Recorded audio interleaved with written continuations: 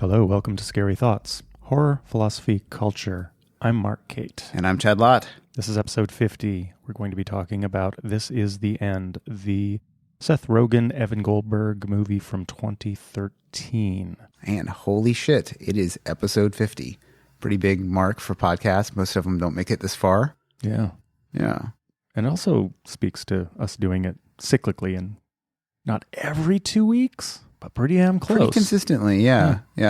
I think that it's definitely been one of the most interesting things I've done because it's the most prolonged artistic or non-job related thing that I've done ever, except for maybe playing D&D. And in some ways this scratches the same itch a little bit, like to meet with someone or some people and do a thing that doesn't have any reason, we're not trying to get famous from it, or it's not trying to pay our bills, or, of course that would be great if those things happen, but I would do this probably even if somebody said, hey, look, it's never going to happen for you guys, and I think that's a cool thing about podcasting, even now more so, that your chances of becoming famous are even less from it. I think people should still make podcasts. Oh, for sure. I'm obviously very serious about making music and getting together with a group of people and doing something with repetition and investigating something that you're into. Yeah. Whether it's like fishing or... So what have you learned, Mark, after 50 episodes of this crazy podcast? Aside from all these brilliant, insightful revelations you keep bringing to me every episode, I've really learned our speech patterns because I'm the one who edits these, and I actually edit them pretty aggressively. I know your speech patterns very intimately and my speech patterns very intimately, and I can almost edit them visually and cut out ums and breaths without even hearing them because I know visually what the rhythm of them is like. And you're talking about on your editing software. On my editing software, yeah. Isn't it weird? Yeah. Well, what's disappointing is that I haven't really learned anything moral or ethical or virtuous from this podcast. All I've got is a bunch of,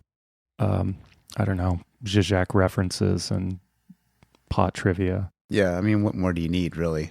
Nothing else is getting me very far in life. It might as well be Zizek and pot trivia. I will say, though, having done this for, 2.5 years now? About that, yeah. It has forced me to read in a way that I didn't, that I would probably have read in college, but not now. Definitely more philosophy, more critical theory stuff than I probably would have stayed with otherwise. I think I read it better now. That might be age. I think that my agenda when approaching a text is more open now than it used to be. When I was, say, in college and reading for classes and things like that, I think I brought too much to it. Whereas now I try to let it speak to me more than I used to. And this podcast is definitely getting me to do that. So I want to extract meaning rather than sculpt meaning out of texts. Yeah. I'm also a lot more careful with what I watch. I just don't spend as much time watching trash. I'm usually looking for more, something has to be pretty vetted for me to want to even watch it these days. Whereas I used to be...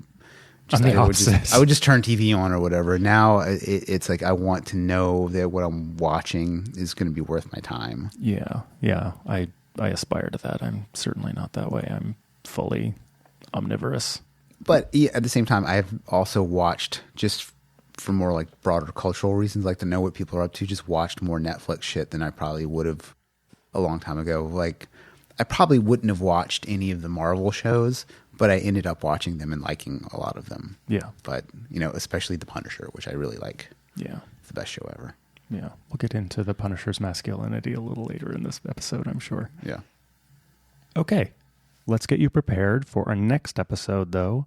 We're going to be talking about Suspiria, the revision from 2018, and we're going to have a return guest, Monique Jenkinson, a.k.a. Phonique, my wife. Yeah, that's her second or third appearance? I think just second. Black yeah. Swan and then this one. Yeah. So ballet again, basically. You can email us about things you'd like us to discuss in the Suspiria episode or anything at all at at scarythoughts.org. Do you have anything to plug? Nothing. Me neither. So you can sign up for our newsletter at scarythoughts.org. Top right corner. Give us your details. We'll keep you up to date on things. And one last little thing in the prelude. Spoilers ahead. All right, let's quickly get to, what do you want to talk about? Well, this is one of my favorite movies.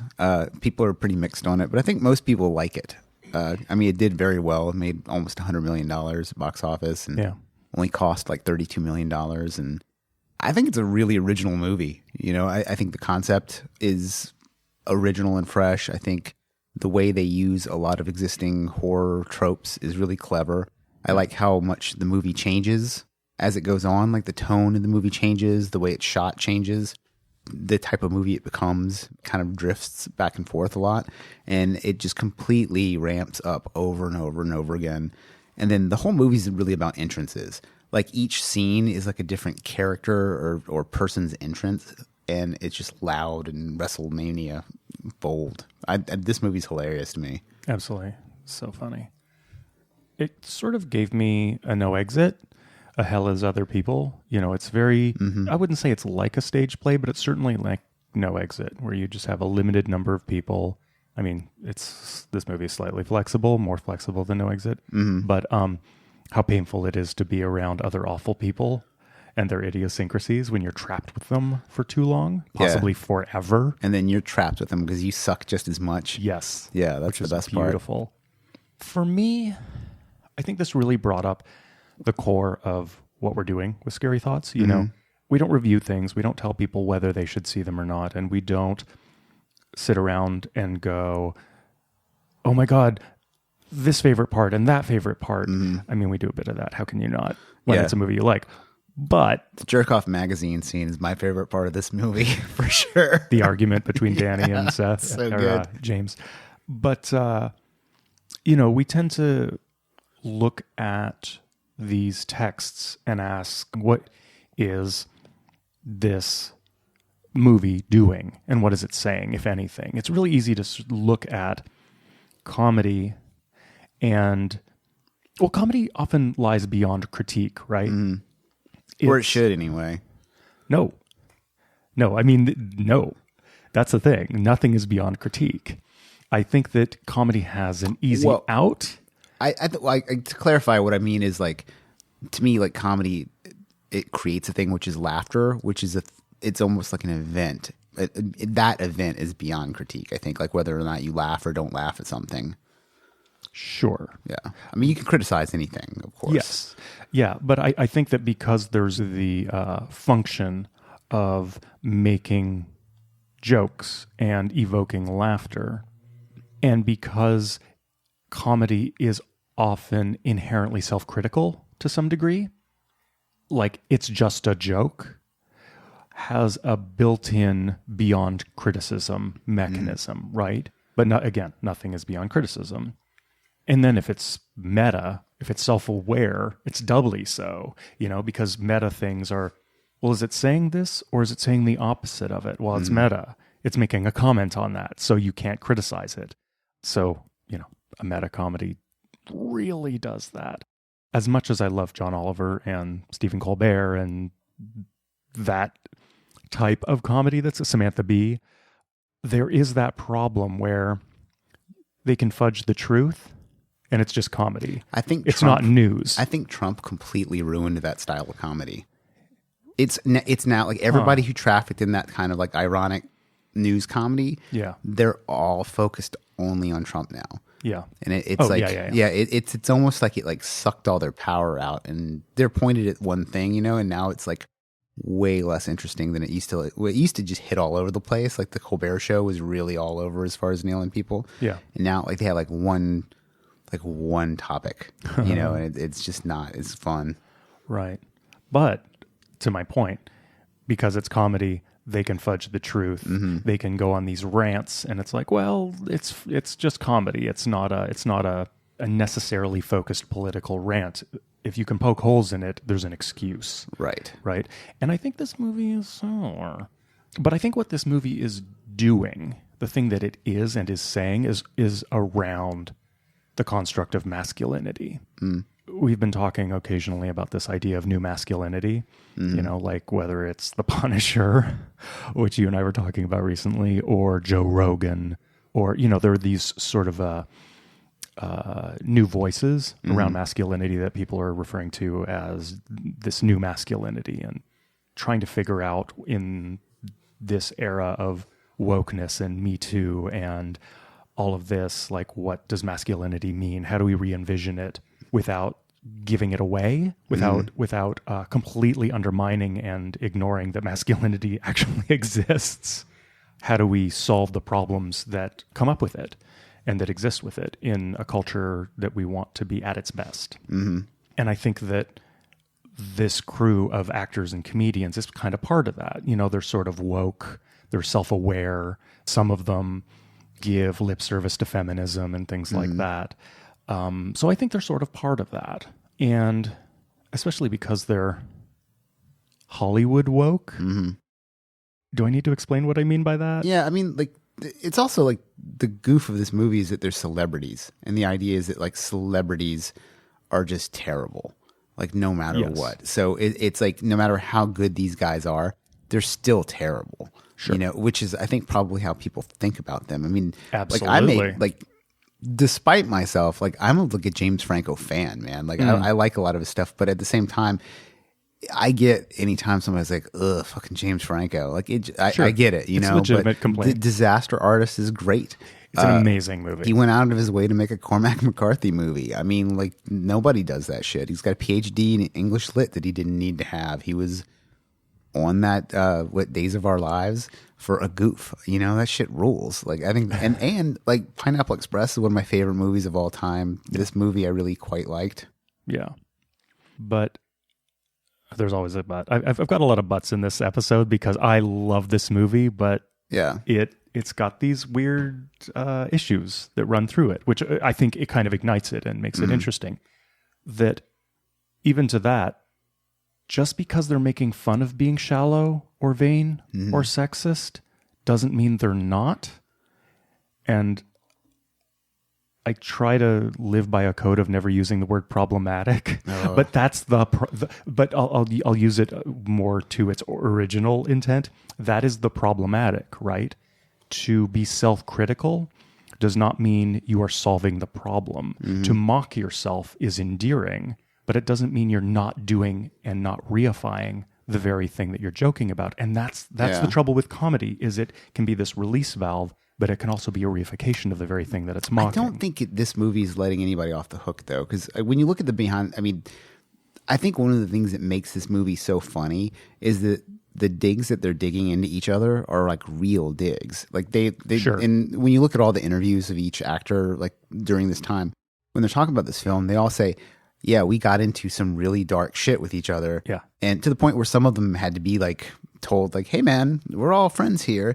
And I think that, like, in a lot of those cuts, it probably made for better scenes. And those cuts made it into the film. I mean, there's some really dark shit that happened that they did to each other and said to each other that made this movie great. And I think that makes it funny. They talk about it being like a somewhat cathartic movie making experience. No doubt. And what I like about it is, like, they're not trying to make an excuse for any of this behavior or try to, like, show that anyone deserves any level, like, of redemption at all. Like, ultimately, the only way to really be redeemed in this movie was to have either not been a dickhead to start or go out of your way to do something for somebody else. And one of the things that I think is fun about this movie is it sets up this, like, really basic morality. It, like, there's a video game quality to this particular version of the Rapture. Like, you can almost, like, score your way into heaven.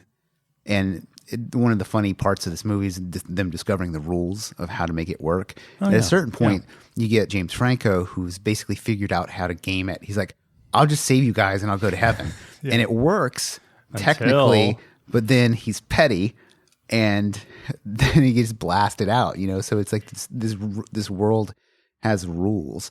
And I think that's what really makes it different from like our world where there's actually no rules. Like there'd be no way, like these guys couldn't come on camera and be like, hey, look, you know, James Franco really sucked a bunch of dicks last night and, you know, all this stuff. And, you know, this is what we said. And, you know, like anything that was like if any of these people in real life tweeted any of the shit they said in this movie out, it would be like fucking Twitter pitchforks after their asses. Right. You know, but like the movie like gives them this permission to do it to each other, even though like I can only go by what they say, but there's a lot of truth in the meanness, which sure. And that's the best fun. Like I one of the things I miss most about like not working in the bar industry or working at farmers markets is how fucking mean and cruel me and my guy friends were to each other. And it's so much fun. And you don't get that at all in like a corporate environment. It's terrible.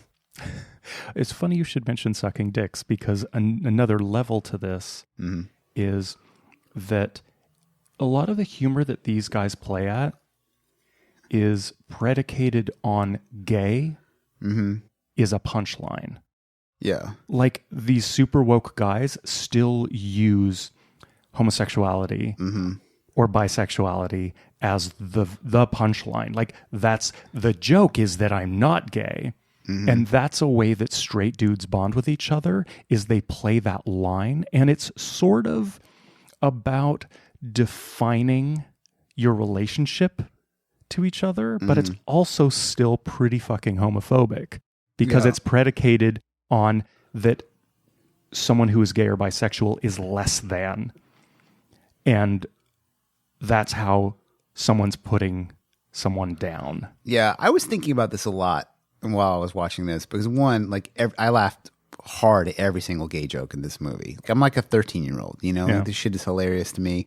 So I can't excuse myself. I'm definitely not gonna be like, well, whack some fingers at this. This just isn't cool for my gay brethren. But you know, I'm also a dude who like officiated a gay wedding, right? Like, so clearly I'm not like trying to be a fucking homophobe or anything like that, you know? So I was thinking like, well, why is this still funny? Even though I'm like allegedly know that like being gay isn't a punchline. And I think that like, it's not just gay. It's like the relationship between these people. For instance, if you were just a couple of friends and like, say there was a girlfriend, right? And like some dude was like, oh, I love her. And like, he was like embarrassing himself and she like kind of was clowning him for it. There would be a humor there. It's almost like the humor is the attraction. Yeah. Yeah. There's something there. It's not just like, oh, I don't want to be gay. It's gross. Like there's something else there and I can't really articulate it. I don't think anyone's articulated it. No, it's complicated. And I think it articulates itself in a different way at the other extreme end because there's a lot of rape jokes in this movie. And the rape jokes are never directly about women. They're mostly that what's his name gets raped by a demon. And it's funny. It's especially funny because he's a guy. And if he was a woman, it would be absolutely unconscionable. But it's also like a parody of Rosemary's Baby. Yes. So it has like that different level to where it's like, okay, if Rosemary's Baby in that scene, there was like a giant demon dick, that scene would also be kind of like if somebody remade Rosemary's Baby badly and then that was there and there was a dick, that would be fucking hilarious to anyone who saw it. You know what I mean? Like, absolutely. It's like, it's not just a thing. It's because I don't know if it's that you grant these guys room or if they're doing something different with the comedy. Like I was thinking about like the main rape joke, which is the whole Emma Watson thing. Yeah. You can tell it's a really carefully designed joke where like I watched the scene a couple times and it never even gets close to being anti-female. Like it's not well, here's the thing. Outside the fact that it's actually a rape, like it's mostly about the dynamics between those characters. The fact that Jay, he comes up with the idea because he really is a fucking creep at heart. You know, like that's the thing that the scene really reveals. And then Danny McBride's character, it's not even on his mind. He's like thinking about Harry Potter, but he ultimately ends up being the worst character. Yes. He really does become the thing that everybody says he is through the whole thing. Like, and there's a moment where he like actually becomes the evil character. He's like, I see everything. Like, and from that moment on, he's like evil. So you're like, whoa, did he get possessed? Is that what happened? And then Emma Watson isn't even like important to that conversation between those guys in a way. Like, I don't know. I mean, maybe that's a problem, I guess. Okay, well, it's kind of what I was going to get at, is that you were talking earlier about how this movie is about them figuring out the rules and how to get into heaven. And there are all these different ways. Obviously, being virtuous in the beginning, it will just send you straight up. You get instantly raptured. But the rest of them are just sort of, it's funny, the characters in this movie are the ones that they're in between. They didn't get sucked straight to hell, and they didn't get sucked straight to heaven. Mm-hmm. They're not the evil ones who died right off. They are people with potential to go either way. And this movie is about them negotiating which direction they're going to go. That's the thing that's so interesting about the Jay character. Sorry to get you. But like, you talk about like there's a virtuous, but then what doesn't work is virtue signaling, which is what Jay's trying to do right in the middle of that rape joke. True. And then this movie has so much foreshadowing in it. Like there's all these things like that set a later scene up. And sometimes really explicitly, like Rapture is playing in the background early on at the James Franco party. But Jay pulls himself out of the hole. Like he is in the hole. So it's interesting that it's one character who would probably be like a blue checkmark woke dude on Twitter is the worst of these 5 dudes. And right. I don't know. I don't know if that's saying anything. Well, it turns out in this movie that brotherly love, that philia, that Philadelphia, the city of brotherly love, that is a guarantee go to heaven. I mean, that is the climax of this movie, that the virtue of brotherly love, of homosocial bonding at its highest, is a guarantee to go to heaven. That can overcome being a terrible person if only you love your brother enough. And so for me, this movie is really about defining how can we create a situation where there are no women. It's just, we get to party with the people we want to party with, and women will not ruin this space, right? And are you saying this is bad? I'm sorry, I'm losing.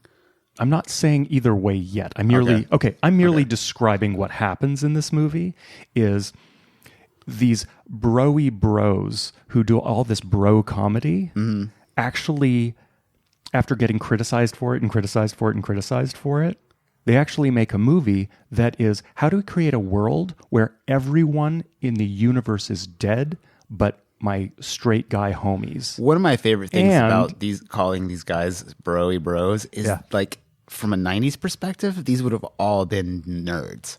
Totally, but nerds are fucking incels now. These definitions constantly are shifting, and just because in the 80s a football player would have beat you up for being a nerd doesn't mean today you're not actually virtue signaling, left-leaning, total fucking bro dude. Just because you are woke in Hollywood doesn't mean shit. I mean, this plays to your like, look out for the guys who call themselves feminists. They're the worst. Yeah. I think that is the way in which all these things are very complicated. And these guys who are super woke made a movie where, hey, what if everybody in the universe was dead except for us, and we can just party like dudes want to party in our stinky rec room? And the rape joke scene with Emma Watson, the way it's constructed, first of all, it's really funny, and I get it, but it's also, they're able to get rid of her from crashing their dude party by her misunderstanding. They're totally woke. They get it. They want her to feel comfortable. She's the one who misunderstands and freaks out and gets hysterical and gets violent. When they were trying to do the right thing, it's her problem, and so they're able to dispatch her, and she's to blame for it.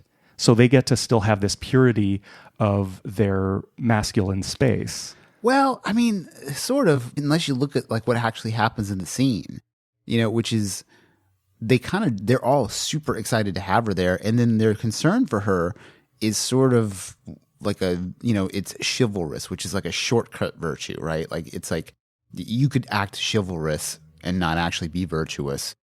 but if you're virtuous, you're probably chivalrous, right? Like, or some combination of that. Like they, by like not understanding the situation at all, completely fuck it up, and then they end in this space where it's like, actually, like, imagine if it was like a standard apocalypse, like, and they had to repopulate the world. They've just completely ruined their fucking long-term party by like driving the only woman out, right? Like there's no repopulating the planet if it's just dudes. So ultimately, like their party lasts as long as the CT crunch runs out, Right. No, I get it. I mean, but what you're describing is how the scene unfurls. I'm talking about the way you can make a narrative without women and excuse it. Well, there is a woman, but then she freaks out because she misunderstands how woke everybody is, and they're actually talking about being chivalrous, and she thinks they're not and leaves. And I think like what's so smart about that scene is like nothing dries up a vagina like a dude acting like that, like just over the top. That will drive your shit right into the friend zone, and that's kind of what happened. That's what that scene kind of is too, I don't know. Anyway, it just seems like, we talk about in horror films, rules of engagement. Mm-hmm. And it seems like the rules of engagement of this comedy are no girls allowed. Yeah, but I mean, I can imagine. It's the He-Man Women Haters Club from the Little Rascals. Yeah, and that's fine. I mean, because as a guy, like, there's a total difference, and I'm sure, and women know this. I was talking about this with my wife. There's a difference between hanging out with all girls or all guys or mixed groups. Absolutely. And there's different, like, comedic directions. There's different conversational directions that happen. And I definitely don't think anyone is better than the other. It's a very unique dynamic a group of friends would have to have for the gender to be genuinely irrelevant to the dynamics of conversation. And I think just the way people grow up too, like another thing about this movie, there's a real heavy nostalgia feel to this film, even though it doesn't play with the same level of like weaponized nostalgia like Stranger Things or any of the other movies we kind of like thumb our noses at for this. These characters are sort of reduced back to their 12, 13-year-old selves. And when you're 12 or 13 as a boy, you're not really mixing with girls that much in a way. I mean, I went to an all-boys Catholic school, so I really wasn't. So what do you know? I mean, there was a sister school full of wayward women, I guess. I don't know. But I feel like it's like that. You just sort of said, maybe it's different now. Maybe kids mix, and I don't know. I have no idea what under 12-year-olds do. But the movie's also like playing into that. Like if you had like child actors in these roles, it would almost work the same way. Like because it's just so juvenile. Right. Yeah. True. Which is part of its charm, honestly, is these, which is another sort of cultural issue I think we're dealing with against this new masculinity, which is the man-child phenomenon of all these men running around who, especially in my neighborhood, who just have not grown up in any way, just have no capacity to, the fact that we now have this word adulting that I think we had no use for before. Whenever I hear somebody like say adulting, like they use it, they're immediately off my apocalypse survival team list. Like it's immediate. like you're disqualified. You're definitely not getting invited to any UFC parties at my house. And I don't want to talk to you about finance at all. Like I definitely don't. Yeah. This dude came to my house today to fix my oven. Talk about this. This guy's from Afghanistan, taught himself how to speak English with YouTube and taught himself how to repair ovens with YouTube. This dude is here completely conversant in English. That dude would never say adulting. Right. Like, motherfucker came from a war zone. I asked him, like, why did you come here? And he's like, well, I won the lottery. He's like one of the people who was able to come here. Yeah. And my neighborhood was being blown up by suicide bombers. I didn't want to be there anymore. I was like, oh, what a fucking badass. Yeah. Like, so like that dude's out in the world. I don't want to hear adulting from a Westerner ever. Yes. I don't know. That's my old rant. Received. Oh my God. Did you see the short that this was based on? I did not. I totally forgot to. Tell me. It's pretty solid. It's just got Jay Baruchel and Seth Rogen in it. It's called Jay and Seth versus the Apocalypse. And you can almost imagine it as the alternate version where they just stayed at Seth Rogen's house. Because it's just them, and it kind of involves, like, they have some sort of rain capture device on the roof of wherever they're at, and it gets stopped up. And it's one of their turns to go fix it. And then shit happens. It's definitely not as funny, but you'll recognize some of the elements of it that it expanded into become This Is the End. Yeah.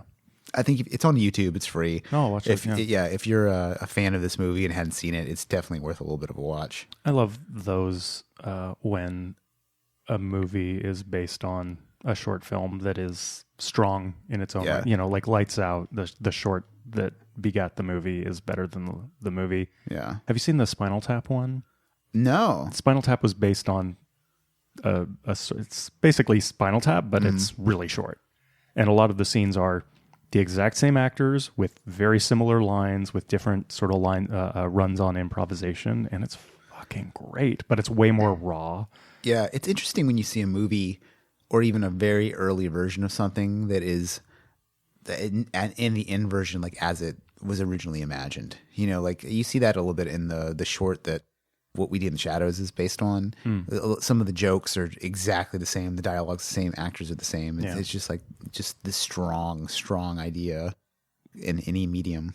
For sure. I mean, music has the same thing especially if you're in a band and the objective is to record the demo and then go to the studio and record the real thing. And there is always this issue of chasing the demo. Like you go to the studio and you spend all this money to record it properly. Right. When oftentimes what you're doing is you're trying to recapture exactly what you did in the demo. And there's always the question, why don't we just release the demo? Yeah. That sounds shittier, but had the passion, the real... Yeah, I often love when people put out a demo version of something. I'm always like really impressed with it. It's just cool. There's just something neat about demo tracks of bands. Totally. Speaking of music, I thought the music is really well used in this movie.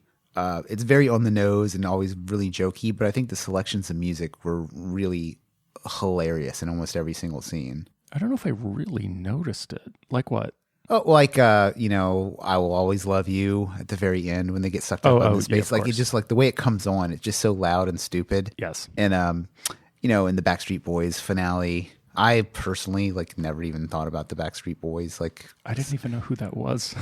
Yeah, when I saw it for the first time and they come out. I was like, oh, this is fun. Wait, who are those guys? Yeah, I didn't know who it was at all. I didn't know, and I don't know if it's just a Canadian thing or what. But I mean, I guess. Well, wait, what? I mean, are Backstreet Boys Canadian? I don't know. Yeah, I don't think so. Yeah, I have no idea. This is how out of touch with some. It's funny. I'm so. Are you saying Canadians are guaranteed a place in heaven? I don't know. Probably. I mean, how much less Hollywood can you get? That if Hollywood is the baseline for everybody's going straight in the sink. You guys do pick up trash an awful lot and say sorry. Yes, we do. Yeah. Even when we're not. Yeah, there's probably a lot of Canadians up there floating around. Socialized harps and shit. I mean, whatever. Heaven is basically socialized everything, so it's a lot like Canada. Yeah. I don't know. Probably. Think about that. Yeah. The original ending was supposed to have Morgan Freeman as God. Again? Yeah, but that was kind of the joke, was there he is, and they're like, wait, were you God when you were with me in $1 Million Baby? Or that was the kind of thing. I guess people just didn't think it was that funny. The way the classical organ comes on during the exorcism of Jonah Hill, like that, da-da-da, it's just the music is very punchy. Pretty much any time a character is introduced, like that Cypress Hill song with Danny McBride, just great. And just the way they bring Danny McBride into this movie is just phenomenal. The whole the cannibal thing is great. It's pretty good. Yeah. I'm surprised so many people went so far in this movie, particularly Channing Tatum. Great. Apparently they have the email online and they just sent it to him, pretty much pitched it as you see it. And he was like, great. It's that's an A-list movie. Hey, we're making a movie. We need a rape gimp. And then they take off his mask and it's Channing Tatum. What do you think? And he said yes, which is so good. Really amazing. Yeah, pretty good. I do want our listeners to know that we have just shared a Milky Way bar. Sorry. I probably shouldn't have shared that Milky Way bar. It seemed appropriate. Yeah, well, the movie was weird. It really made me crave a Milky Way bar. And I was like, man, was this actual product placement? Of course it was. Yeah, of course it was. But there's a product placement where people like a product and they try to get it. Yeah. And then there's well, we need a product here. Who's going to pay us the most? I'm curious which one it was, or if it was some combo. I don't know. Milky Way bar, delicious though. They're okay. Yeah. It's kind of cheap shit. I mean, it's delicious. Oh, one. I've been doing a lot of nitpicking, but here's a good one. So the whole like you can get into heaven by being virtuous, not in the Bible. By the way, it's sort of I mean, obviously there's nothing realistic about this movie, but there's sort of this running thing about Jay reading the Bible, but like actually it has nothing to do with. I mean, the rapture isn't in the Bible. Is it not? No, that's an invention of like late 1800s tent revivalists in America. That's pretty recent. Yeah. Like a lot of the ideas of left behind apocalyptic Christian apocalypse, it's really like televangelists and their original televangelist dudes, like the Great Revival of the late 1800s, which is kind of what gives you Mormonism and a bunch of other weird offshoot religions. It's such a weird period of American history because it's like Harold Bloom sort of makes this argument that what we have in America isn't Christianity. It's a weird like frontier Gnosticism, and it's kind of funny like that is what the religion of this movie is. It's like a TV metaphysics. And I was actually thinking about that. Sorry, real quick. Can you explain that more? Oh, so his idea is like, okay, so Christianity comes with the people who found America, right? But it gets mixed in with this sort of like more rugged individualism version of Christianity, which is probably, like it's like Republican Jesus, whereas before it was a bit more of a communal sort of deal. And now it's like, oh, you don't like society, like in this movie, societies don't go to heaven. It's not like there's a virtuous society that everybody goes to. Like that's kind of like Mormonism. Like, hey, we're all Mormons. We're all going to go to heaven. Where in this, it's like individual. It's like, if I make this sacrifice, I go to heaven. Right. And then they get up there and they're partying. And the thing that's kind of interesting is like they're super stoked, but everybody they had just previously chosen to party with is still dead.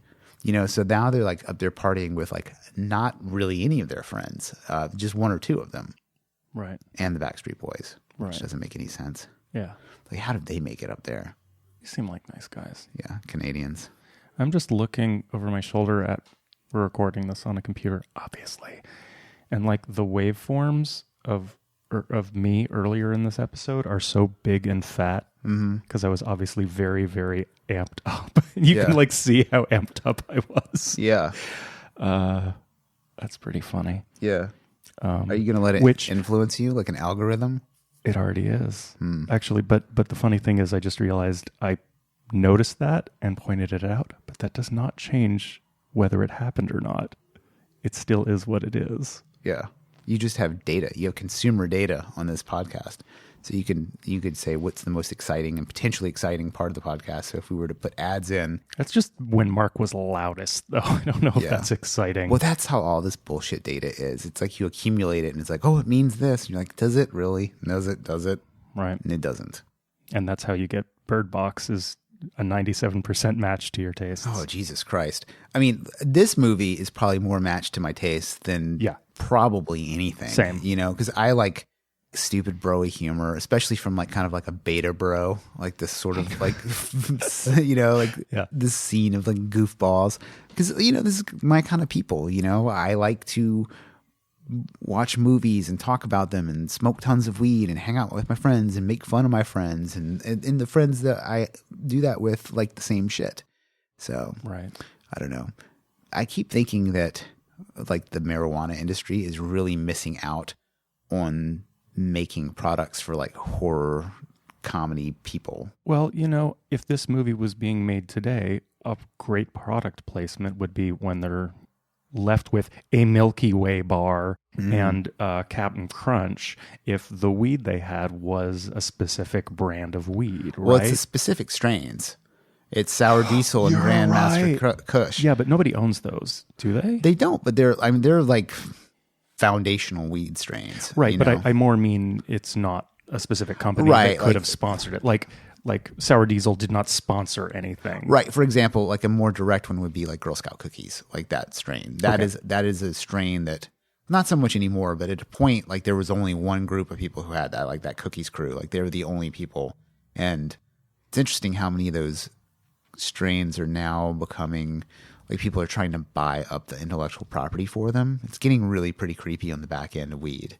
Is it sort of like what Monsanto is doing about the genetic? Thing, it's kind of like that, except for a much more like primitive version of it. I actually have a buddy that works at Monsanto, and he has assured me that they haven't touched weed at all. And he says the reason why is that they can't touch it by law. Like if they fucked with it, it would jeopardize their other stuff, and you just make way more money out of controlling the food supply. You know, it's a small, and they're like, why would we give up trillions of dollars when there's, you know, for a couple billion, you know? Yeah. So I'm based on that.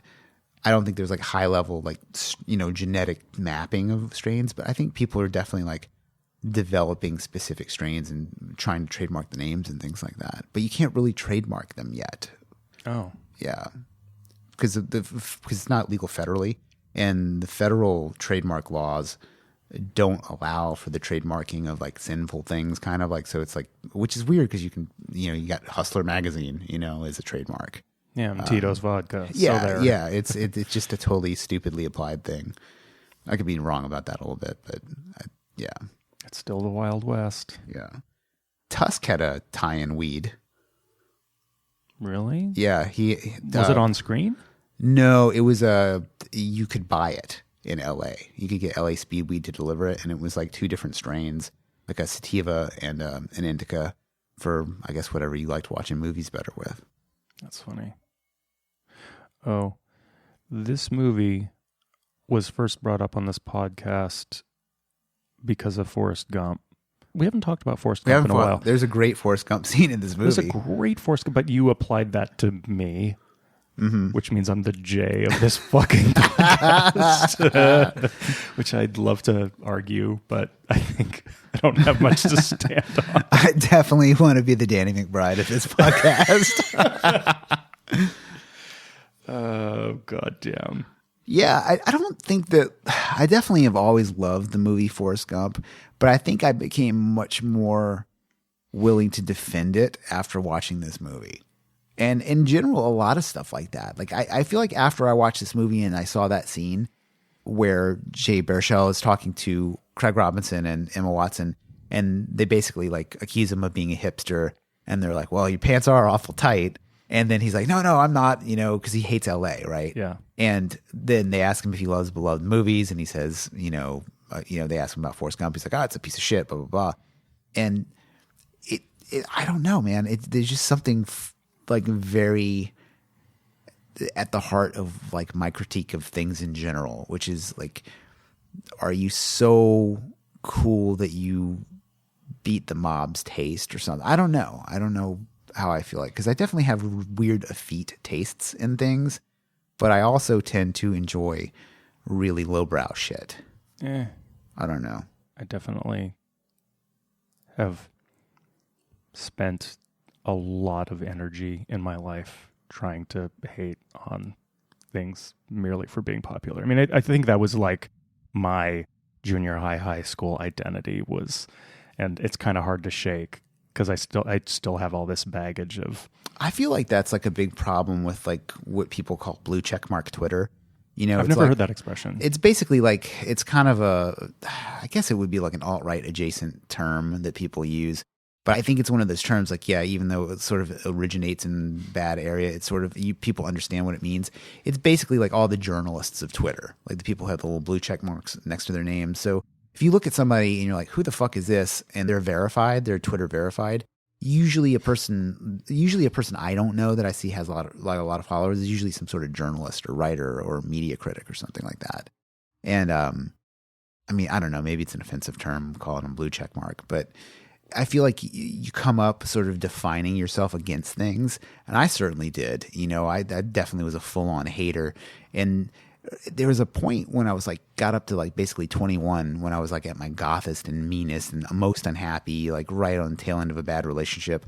I was at my absolute biggest hater period, and then I was like, man, this is terrible. And then I was introduced to motorcycles, weed, and non-goth girls all within like 2 months, and it completely changed my life. And things were just better after that. And I went down that like, I'm going to hate on everything as much because I found stuff I liked, I guess. Yeah. I don't know. That's a good life lesson. Yeah, the fun stuff.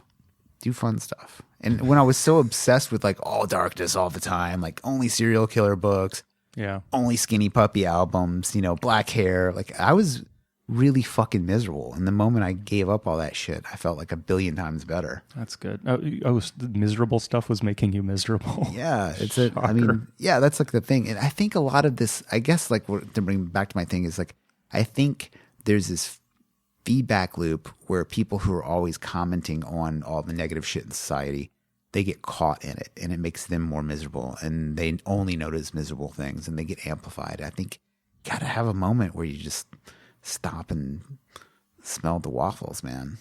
Yep. Or you could just be a dickhead, I guess. Nope. Which one of these characters in this movie do you identify with the most?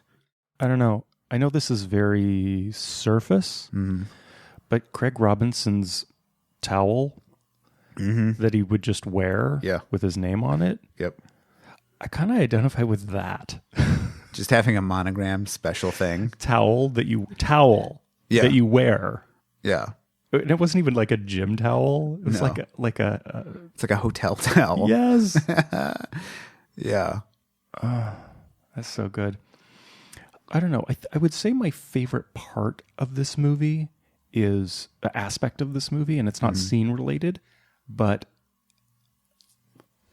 James Franco's constant reification of his love of Seth Rogen. Yeah, it's so good. Like the moment The when paintings? he sees, the paintings are great. But the moment he sees him, when he opens the door, he goes, yes! And he like pumps his arm. And he's like, yes! It looks like such a genuine, heartfelt moment. See, at first I was like, oh, he's just that guy who's nice to everybody that way. But then for me, it was, as the movie goes on, like, no, he was most stoked about that one person. Yeah. While he's got 100 people dancing behind him. And there's so much like Pineapple Express stuff in this movie. Apparently, the version of Pineapple Express 2 that they shoot in the movie, like it's kind of like a metafilm moment. Yeah. That is the actual script that didn't get made. Like they just actually used it for this movie, which is hilarious. That they have to kill Woody Harrelson. Yeah, like the whole thing. It's Beautiful. like that Red kills Seth, the James Franco character. But there's other stuff like the bag that they give Emma Watson that has all the food in it. Yeah. It's the bag full of weed from Pineapple Express. Nice. Yeah, just there's tons of shit like that. And the fact that they have all the costumes in his basement, this shit is hilarious. Yeah. But as far as identifying, there's just something about Franco's character being just so stoked that I love. I mean, I am not that stoked. I don't identify with that, but I sort of appreciate that character the most, maybe. Yeah. I sort of fear that I might be more like Danny McBride, but I do wish I was more like James Franco in this movie. Yes. Like, okay, I think I feel the same way. Yeah. I have the same fear. You fear that you're Danny McBride, or you fear that I am, or no, both. Yeah. Yes, I'm afraid you're like Danny McBride. What did you think about like the weird cut, like when they like basically make the moment that is the exorcism of Jonah Hill? It's definitely a strange film moment in this. It almost has like a Tarantino thing with the title card. It pops up, it has the hot music, and then it's so referential to other things. I mean, it goes from being Rosemary's Baby to being The Exorcist within a few minutes. I appreciate that in this movie and movies like it, there is a constant texture shifting, and that's kind of part of the humor. That's often an irony. But I think the title card was unsuccessfully jarring. I think the Rosemary's Baby referentiality and all that totally worked for me, but throwing a title card in the middle of a movie I always find is a bit much. Yeah. Almost always. Yeah, like for me, when I saw it, it was enough for me to go, like, so I was like on guard against it, but I also really like it. It's just something when I see it, like, for example, Tarantino movies, I really like it. And I think it's just because, like, if you're of a certain age and you watch a certain amount of grindcore type movies or whatever, that's just a Grindhouse? thing. Grindhouse, yeah. Grindcore, like, terrible subgenre of metal. Amazing. The worst. Maybe not the worst. There's worse. Yeah, like Gent, like DJENT. Do you know that? Gent is fine. Shit that gents. It's cool. Oh, Jesus Christ. It sounds like... Have you been introduced to slam metal? No. This is Andy put this shit on my radar recently. He's the can't core. hang. Yeah. Yeah. Happy hardcore will always be the like absolute Gabber, bottom. like that shit. Like positive, insistently, insipidly joyful Gabber. Oh yeah, that's it. That shit's no good. Yeah. I don't like. Was that ever really popular? Did people really listen to that at all? Gabber or happy hardcore? Either. Fucking absolutely. Yeah, because it wasn't fully. It definitely wasn't a thing in Louisiana. No, it revolves around specific clubs in specific cities. But absolutely, probably specific drugs too. I'd imagine. Well, yeah, meth. Like when you get into raving and you take ecstasy and it gets cut with meth, and then you realize, oh well, actually the meth is the part that keeps me up all night. And then you start cutting it back with ecstasy again. You get happy hardcore. Yeah. Speaking of ecstasy and getting cut, there's a cut scene with Michael Cera where he's talking about his dedication to clubbing and how if there's no clubbing, he doesn't want to live.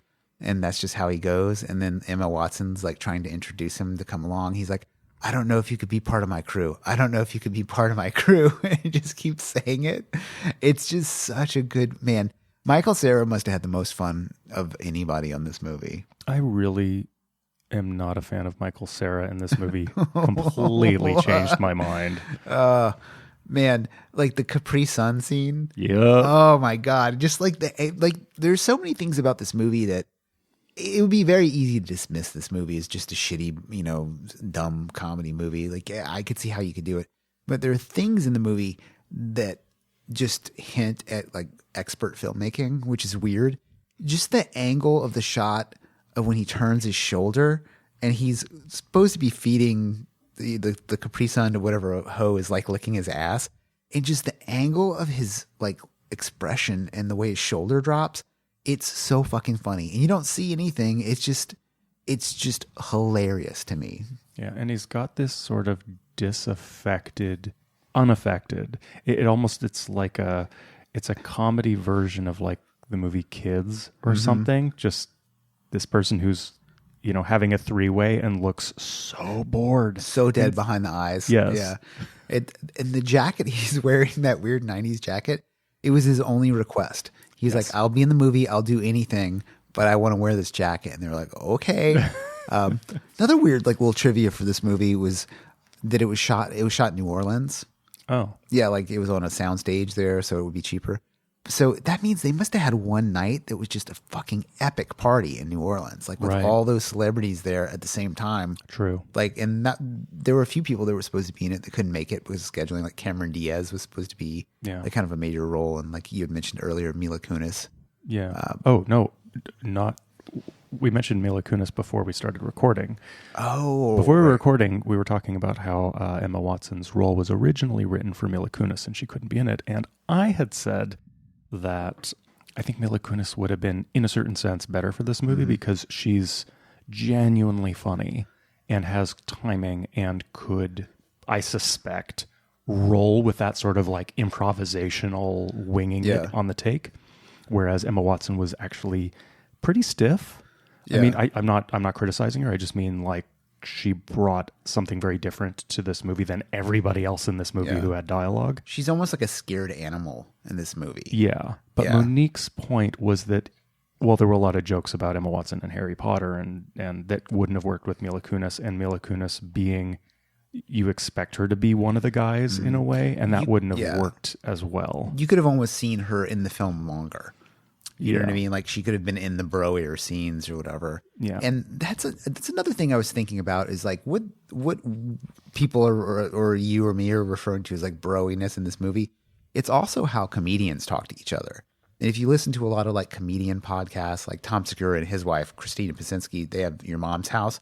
And in some ways, like even though that show isn't as big as Joe Rogan's show, it's one of the gnarliest ones because they have comedians on and they talk like comedians. And Tom Segura's wife, Christina Pasinski, who's as funny as he is, really, she makes this point that when you're a comedian, it's almost more the identity that you are above anything else. So she would be more a comedian than she would be a woman. And so that's how they have those conversations together. And this, like, they're all basically comedians, and it's not just male bonding. It's like comedian bonding that you're kind of seeing. And it's almost too much for normal people. Yeah. Yeah. I mean, the closest thing I've gotten to it is like bartending bonding, like late night shifts after bars, like at like 3 or 4 in the morning when everybody's drinking and the doors are locked. Yeah. And the sun's coming up soon. That is the funniest shit I've ever experienced in my entire life. No rules. Yeah, 0 rules. I mean, like everything that I've gotten up to that was insanely illegal started with those nights. Statute of limitation has exceeded on all of that stuff. Yeah, exactly. So what would be your ideal apocalypse scenario? Meaning, how do I survive, or like what's happening? Like the way it's taken Survive. And I don't mean the details of like, well, I would build a wall and I would load up on weapons. I mean, situation, living, like who's there, what's going on. Man, I think you do pretty good up in Humboldt County. Like all my friends. Because there's weed and guns. Well, there's weed and guns, man. Like Humboldt County to me is an area that if there was a part of the country that exemplified what would be good about like new masculinity, it's Humboldt County. It's like, you know, it's giant trucks that are lifted up. It's pit bulls. It's machine guns. It's crime. But it's also hippies and yoga studios and people making their own kombucha and organic farms and people who are concerned about vaccination. Like it's like a whole weird mixture of things. Some of them are good, some of them are bad, you know, but in this particular mix, it's pretty great. And then, you know, people know how to grow things, man. Like I've been to farms up there where you have like rows and rows of the most beautiful weed ever. And then there's vegetables growing in between the rows. And it's like this crazy, like synergistic type of like organic gardening. And I think to me, that's where I want to go, man. And it's hard to get into, so it could be defended to keep the rest of the hordes out, you know? Yeah. Pretty solid. That's where I want to go. Yeah. Kind of an REI apocalypse too. You know what I mean? Not really a Mad Max type apocalypse. You could see yourself like farming or living in old farmhouses and stuff. Yeah. What about you? I think a little bit the opposite. I think a little bit more Bartertown. Mm-hmm. But as I've said before, I definitely have a different vision for if there was some sort of apocalyptic scenario. I'm far less cynical than would make for interesting fiction. Mm-hmm. All fictional depictions of the apocalypse are that everybody is trying to kill everybody. Right. Like as if that's the natural order of things. But actually the natural order of things is like, people often, not always, often try to work together and figure shit out. And you know things I don't know and have things I don't have. And it's easier for us to get what we need out of each other if we work together. And maybe I'm describing capitalism actually. Yeah, that's then seems suspiciously American. Oh, thank you, John Stuart Mill. Where's your central government that controls everything? No, we need a really small government. How would you survive in the apocalypse without government intervention? Yeah, exactly. How did we just survive the government shutdown? Holy fuck. Yeah, quite. Yeah. The government shutdown proved to me that if people just picked up after themselves, there would be no need of government. Because that was the only headlines I saw that were really, one, people didn't get paid on time. Sorry, your employer sucks. You work for the government. You know, like wow, the government. Heartless. Well, no, I'm not saying don't pay those people. I'm just saying, like, what did you expect? Your boss is a bunch of shitheads. Got it. The other one though is parks got all fucked up. You know, and to me, that's like hashtag best life people just going around fucking destroying shit in their Coachella jeans. You know, if you just wipe that crew out, you're going to be fine. No need for any government. I do not disagree in any way. See, shit. You're going to be a terrible socialist. Yeah, I'm trying though. How speaking of not being a socialist, how long till you're an American citizen? Oh, I think all my paperwork's in. Mm-hmm. Yeah, and then I was told at most 14 months, so I can maybe vote in the next national election. Oh. So that's about how long I have to refrain from going on record with any of this cannabis speak. Yeah, yeah. I have a feeling that your American citizenship is going to dramatically change the direction of this show. Maybe not. I hope it does. What else? So this like cadre of actors are part of like almost like a movement of film. And it kind of doesn't exactly start, but like Freaks and Geeks is probably like where you could say is the thing that all these characters, it's like their Breakfast Club kind of. And this pack of actors seems uniquely talented as far as filmmaking goes. Like they've all made pretty good movies. Like James Franco's movies, in my opinion, are very good. I haven't seen Jonah Hill's new movie about the 90s, but it's supposed to be great as well. And it's interesting how in film history or any art movement, there's like a group of people, like, you know, whether it be like your Lost Generation, like your Hemingway crew and stuff. Do you think this is that for us? Like as far as filmmaking goes? Like, do you think that this is the most important group of filmmakers? Oh, I don't know about important, and I don't know about important filmmakers. I mean, they're certainly affecting the world of comedy very profoundly and seem to be able to fund comedy projects. You know, I mean, I think it's similar to like Marvel comic book superhero blockbusters. They are where the money is going for that genre. And for comedy, this wide circle of artists who are all sort of working together on various projects and ideas seem to be where the money for comedy is going. Yeah. But really unique choices, though. Like there's a lot of like films that these guys have all been involved in and got made that they both had to fight to get made. Yeah. They have like a sensibility, I think, that's interesting. Like more like over and over and over again, the tale for this group of actors and directors is that they take less money for more control. And I think it's pretty inspiring to see a whole group of people do that. Like they kind of all do it. Like they took way less money for this movie. Like hardly anybody got paid to make this because they wanted to make it. Yeah. I think in the beginning I got really tired of these guys really fast, and I think it was the broiness. Like it's not always my thing. And then they started sort of expanding the circle of actors that they were willing to work with, and you know, Bridesmaids came out of that moment where I think they were probably getting criticized for it. Kind of reminded me of how Tarantino was getting criticized for never having any women in his films, and then he makes did like Kill the Bill. best female character of all time, right? Yeah, you know, and like, well, fuck, good job, dude. Yeah, but it's complicated because when you want to make art, you got to make rules for yourself, and oftentimes you make what you know. And if these guys know smoking weed with their guy friends, then that's what's going to come out most easily and most readily. Yeah. And that's what they have the most direct access to. However, I got to smoke weed with people more often. It's always just a solo activity for me. Yeah. Yeah. Yeah, I don't like being altered in public ever. But anyway, I think what they're doing is super interesting. And all the facets of it are, you know, even when they don't nail it, it's usually pretty interesting. I mean, like, look at Sausage Party. Sausage Party is an atheist movie. I mean, like, I haven't seen it. I mean, who else is made? I mean, it's a cartoon. It's about food that has like, it's like anthropomorphic food or whatever. It's very funny, but it is like Christopher Hitchens, Sam Harris level critique against religion. I mean, it is a really powerfully anti-theistic film, and you just slipped in with dick and fart jokes and like all these other movies. I mean, it's to me, it's really, it reminds me of something I thought of in the rhetoric department at Berkeley, where they had us reading all these like early Aristophanes plays, like the earliest theater you could look at.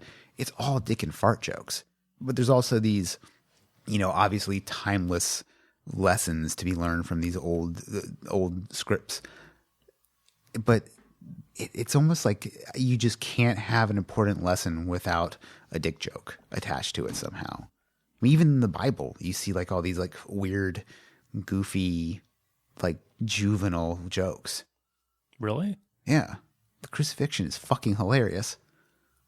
Just kidding. What are you talking about? No, but there's like just kind of like weird, especially in the Psalms, there's like weird like little poems and stuff like that have like humor to them. And they're like, we're like, oh, really? Yeah. And they kind of inform love poetry, which is related to comedy a little bit. I'm drawing a blank on them right now, but I mean, it's not like laugh out loud. It's like when people are like, dude, Nietzsche's hilarious. And you'll have some dude with a beret, like reading Beyond Good and Evil and like laughing out loud. Like, ha ha ha. It's like, it's funny, but it's not laugh out loud. You know, it's not, this is the end.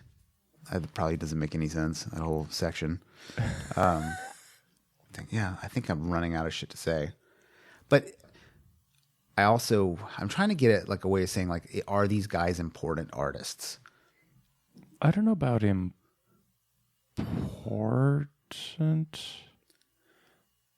Yeah. Or like who? Like, I mean, you think about their films, like 127 Hours. Like, it's a really good film. Like, there's like a lot of really great. Disaster Artist is fantastic. That is a fucking solid movie. I don't know why I was so resistant to watching it, but it is what that movie does to you emotionally when you watch it is it's so interesting. Like, you watch it and it's hard to watch. Like, it's very cringeworthy. Like, there's moments where you're like, holy fuck, I can't even believe what I'm watching right now. And it's not because anything really crazy happens. It's not like Chainsaw Massacre where somebody gets hung on a hook and you're like, oh my God, that's terrible. It's almost like the idea of standing up and reciting a play in a diner is more horrifying than a murder. You know, it's like, and that's one of the things, like, you always hear like people talk about, like, what's the thing that people are fearful of the most? It's talking in front of crowds, which is weird to me because I don't really have anxiety about that, but some people do. As a performer, do you have anxiety in front of people? Like, zero. Yeah, I don't either. It's weird. I talk to friends who've performed far, far, far more than I have in front of far more people, and they have incredible nerves when they go on stage every time. And it seems to be kind of hardwired. It's not something that you can work on. Well, I'm sure it's something you can work on, but it might also be one of those things like, if you do enough therapy, you can kind of rewire yourself a bit. But some things are wired, and I am just not wired for stage fright. I don't know why. I'm generally pretty calm. I was thinking about that. Like, if you had no stage fright and you were a comedian and you were successful, I don't think you could have probably a better type of life. But, you talk to some comedians, some performers, that stage fright is the energy, is part of the energy that they get to. The need to overcome that is part of their drive when they hit the stage. So, it's complicated. Yeah. I'm just ultimately just jealous of this set of people, just to be able to make stuff with your friends all the time and make money doing it. I think. Is 40-Year-Old Virgin part of this?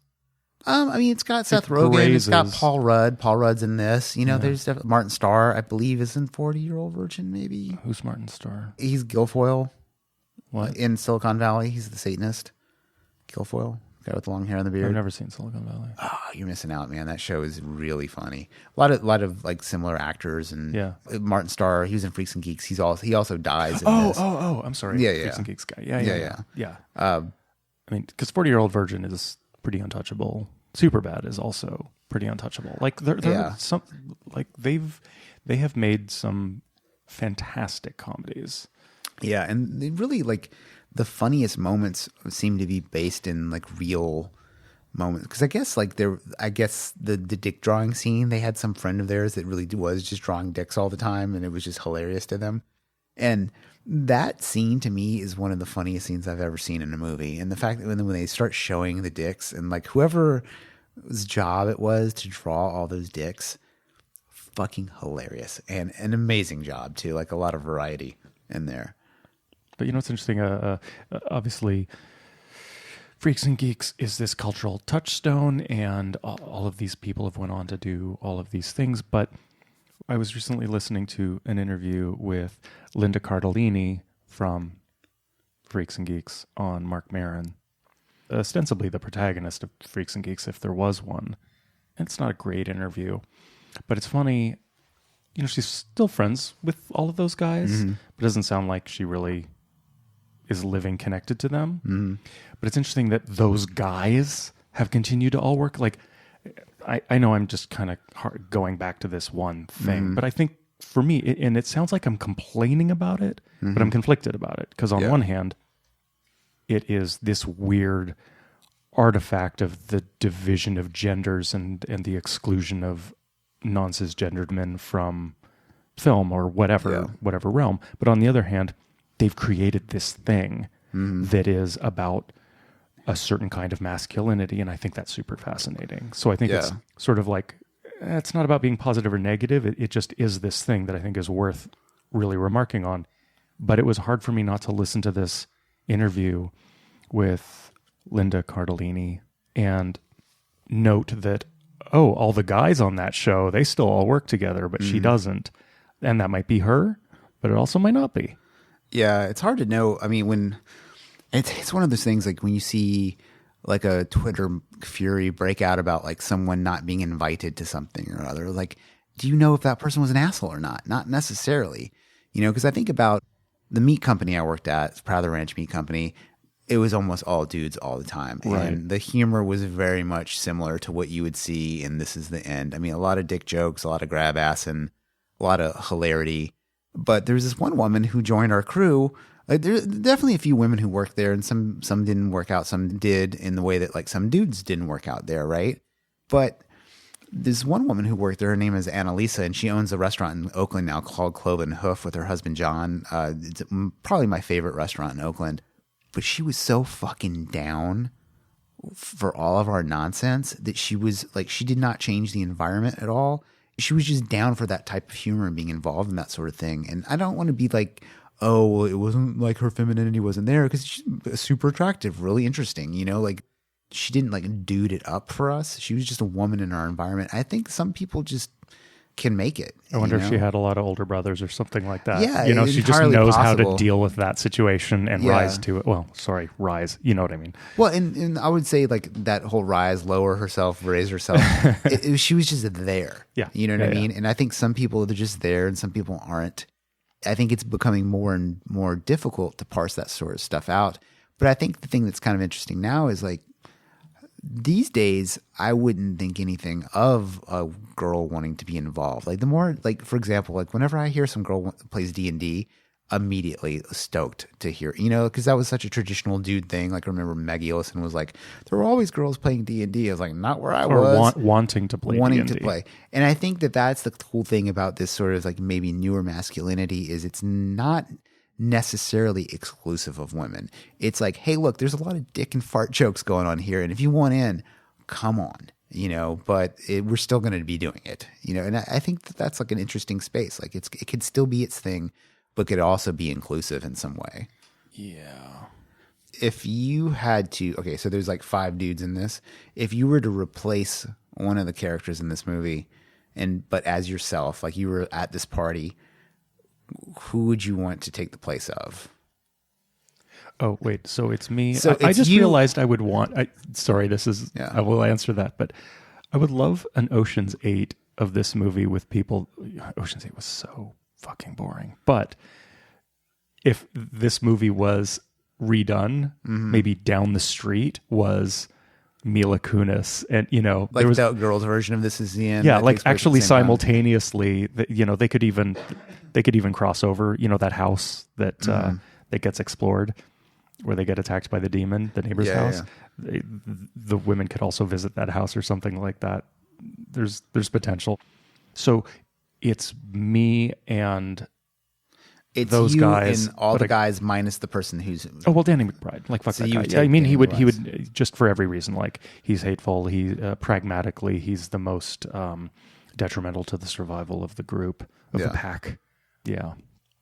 Do you have a different answer?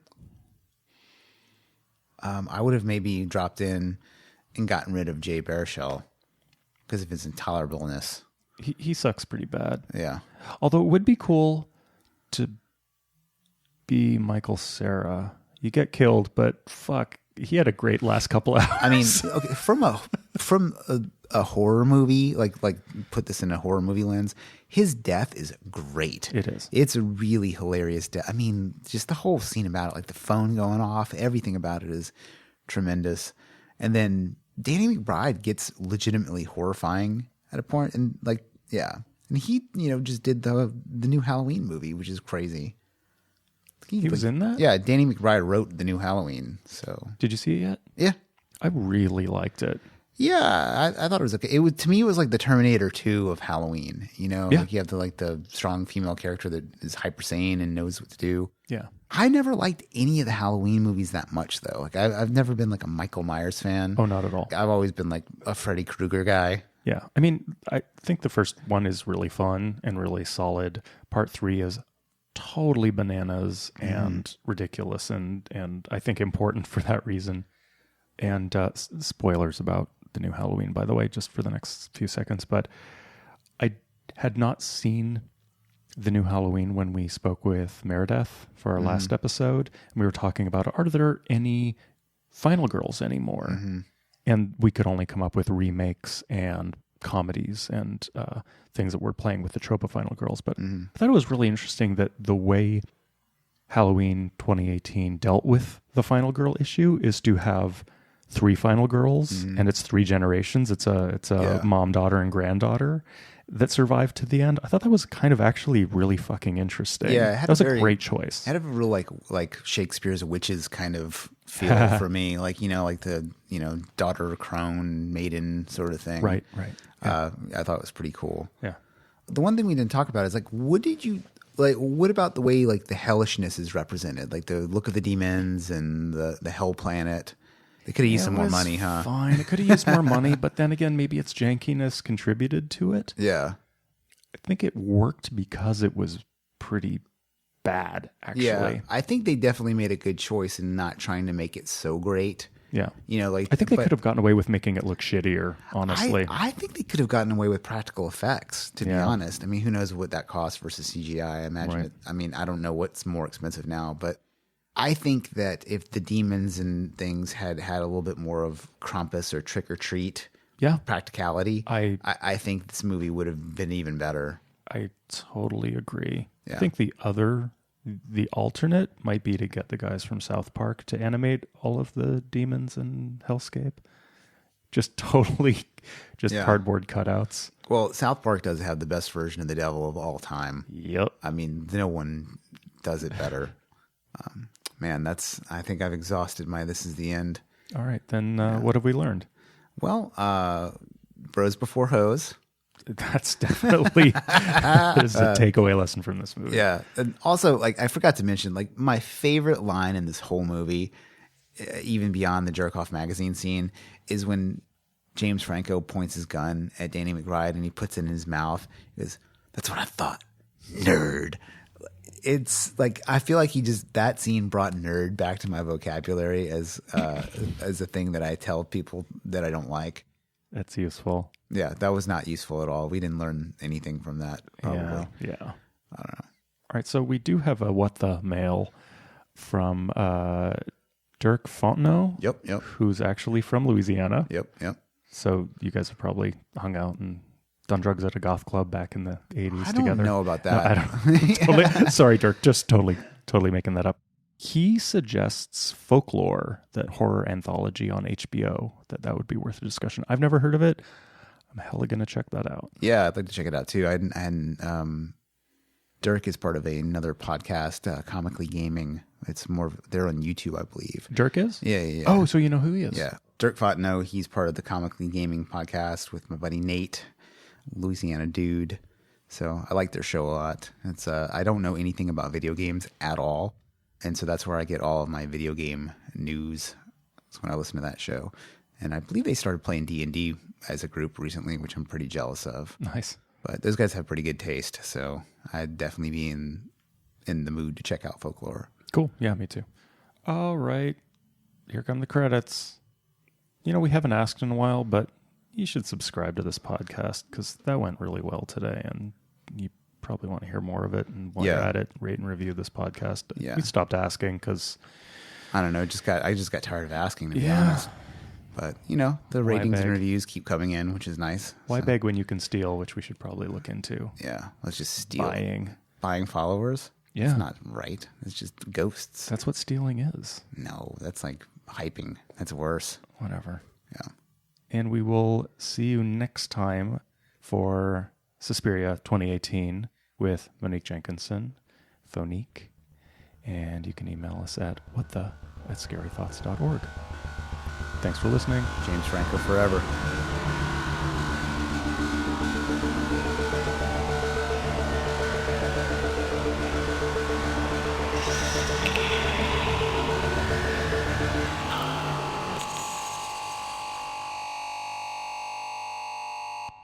So let me just pretend I said this. Okay.